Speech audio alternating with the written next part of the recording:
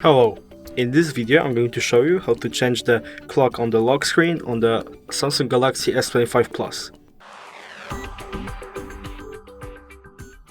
So the first step of the operation will be the opening of the settings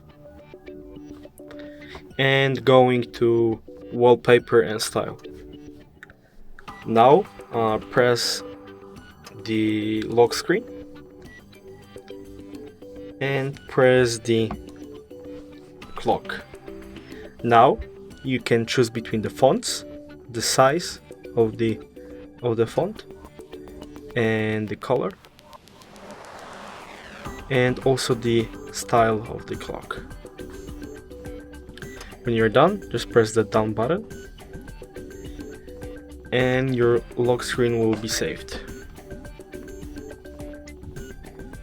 As you can see, the changes are saved and your clock is working.